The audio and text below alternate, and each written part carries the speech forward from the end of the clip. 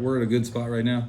We've been each week getting a little better, and so as the weeks have progressed, we're on the pattern that I wanted to be on. So it's been good, and so coming into sectional tournament, we beat Princeton all the times we've played them. Same with Oak Hill, but then Woodrow we've split with them. This year we beat them at home. They beat us at third place. So we'll be at a neutral site. So it should be fun. But our focus right now is all on Princeton. That's the first opponent we have tomorrow night, and so that's where all our focus is at practice today.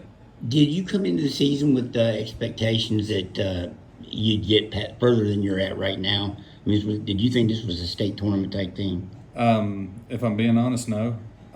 We and a few of them and I had that conversation. We were wondering where the season was going to go. But about 2 to 3 weeks into the actual game part of the season, we realized this team has a chance to make some noise, and so they increased a lot faster than I expected them to, and so right now it's up to them. It's on their shoulders whether they make a run or not, and so that's a good feeling to have because we didn't think it was going to be like that coming into the season, and so with that being said, they have every shot in the world to make a run. Let's talk about your personnel. Obviously, your daughter Dia, one of the standout players, has set a lot of records. Talk about beginning with her and the personnel on the team. Yeah, we got back row. We got Dia, and she just set the digs record, which is pretty cool individual accomplishment. But the good thing is with this team, the individual accomplishments don't mean as much to these girls as the team accomplishments, and so that's what they're focused on. But you got Dia in the back row, and She could lead any back row into a good stand with you. But then in left back, we got Josie Irvin. She's our only senior, and she's had a very good year. And so that's been a good thing. And then the other DS we have is Peyton Barker. And Peyton's our right back. And Peyton's one of those team players that you love to have. That's a great thing for your team because she's going to cheer on no matter what's going on. Like she's that ultimate team player. But then you go to our front row and you got outside, you got Alexis Stack. And Alexis is just a sophomore. But if anybody's seen her play, she's an athletic outside hitter. She can get up and she's going to bring a lot of power with it. And so Alexis plays all the way around for us. She also plays back row. But then you got Molly Pack, which is another sophomore on the outside. And so both our outside hitters are just sophomores. And Molly, just like Alexis, has been able to really step up and have a really good season on the outside for us. And then in the middle, Gracie Gum was one of our returning starters from last year with Dia. And Gracie has, met the expectations and beyond of what we had for her this year. And so Gracie's able to really control the middle for us. Now, the other middle is a freshman. We kind of threw her into the wolves at the beginning of the season. McKenna McClure, a lot of people remember her sister, Haley McClure, that played volleyball and basketball here. But McKenna could really, she's going to be just as athletic as her sister was. And so she uses that athleticism to her advantage, and that's what we need her to do. And then on the right side, we have Jenna Groves, which is another sophomore, and Jenna controls that right side spot for us. And then the other right side we have, which plays all the way around, is Haley Irvin, which is Josie's little sister. She's a sophomore. And Haley plays all the way around, setting a 5-1 for us. And she had never set before until this year, and we kind of threw her into it, and she's done a fabulous job with it.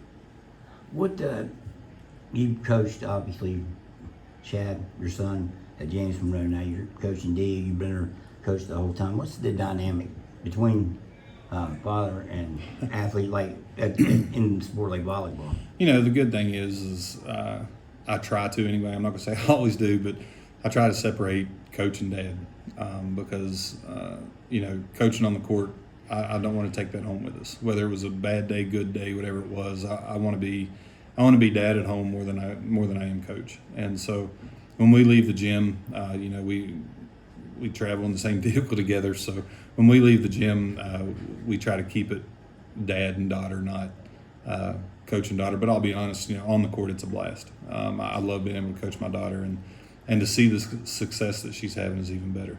You told me before that you played some volleyball coming up, and kind of why you got into coaching this sport here.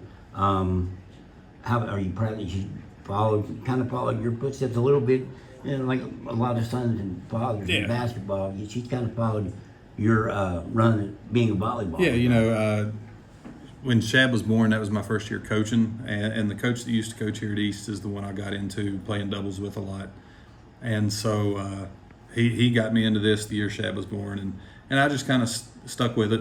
I was assistant coach for 3 years, and then I guess this is like 17 years as a head coach, and so when Dia was born, she was kind of stuck with being in the gym with me all the time, and so. She's been touching the volleyball ever since she could hold one, and so there's a plus to that. She sees the dynamics of volleyball on the inside and out of it, and understands the game, and her IQ for it because of that is very high. Is that what makes her the player she is? I mean, and a record setter now. You can talk about some of those records too, but is that what makes her? All the top two players in digs that she just passed this past weekend is Abby Anderson and Abby Brown, and both of them went on to play at the college level. And what set them apart was their volleyball IQ also. They both had the skill too, just like Dia does. Dia's got the skill. But if you have the skill and not the IQ, it's the reading of the game. It's only going to take you so far. And Dia, just like those other two, is able to really read the game before it happens. And so, we talk about it in basketball sometimes where the game slows down to certain players.